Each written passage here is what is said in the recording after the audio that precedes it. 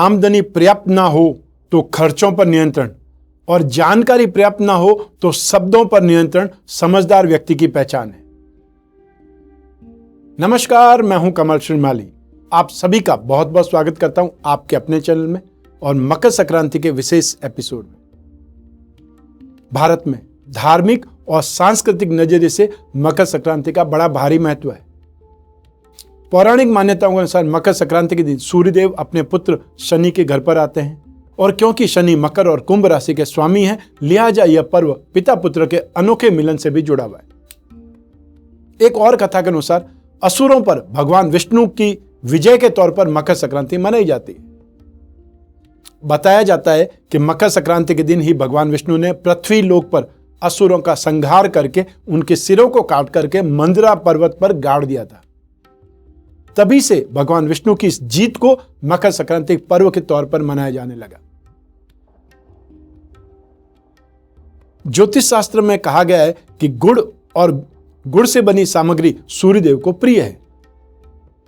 सूर्य देवता को गुड़ की खीर भी पसंद है। इसके बावजूद भी मकर संक्रांति के दिन लोग खिचड़ी बनाते हैं और सूर्य देव को भी खिचड़ी ही प्रसाद स्वरूप अर्पित करते हैं। आखिर ऐसा क्यों न हो? इस दिन खिचड़ी बनाने और इससे ही प्रसाद स्वरूप देवताओं को अर्पित करने की परंपरा शुरू करने वाले भगवान शिव के भक्त ही भगवान शिव के अंश ही माने जाते हैं। मान्यता है कि उत्तर प्रदेश के गोरखपुर से मकर संक्रांति के दिन खिचड़ी बनने की परंपरा की शुरुआत हुई। यही कारण है कि उत्तर प्रदेश में मकर संक्रांति को खिचड़ी पर्व भी कहा जाता है।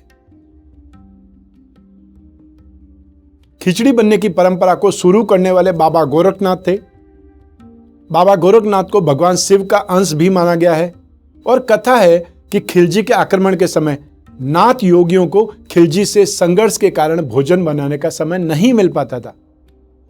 इससे योगी लोग अक्सर भूखे रह जाते थे और कमजोर हो रहे थे।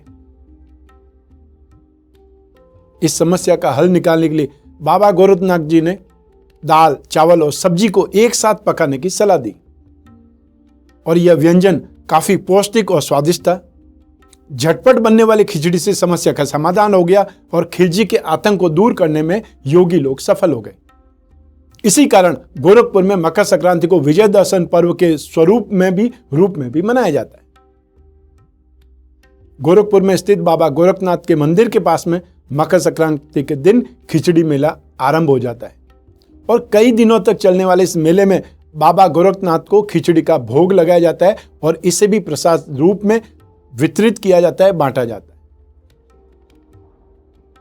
तो इस छोटी सी कहानी से आपको समझ आ गया होगा कि क्यों मकर संक्रांति के दिन खिचड़ी का भोग लगाया जाता है और वितरित किया जाता है। और बहुत से प्रदेशों में मकर संक्रांति को अलग अलग नाम से जाना जाता है। ये भी मैं आपको अलग अलग एपिसोड में बताने वाला हूं।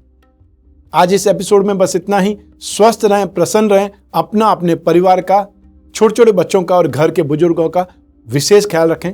आप सभी को मेरा नमस्कार, बहुत बहुत शुभकामनाएं। ईश्वर आपकी रक्षा करे। धन्यवाद।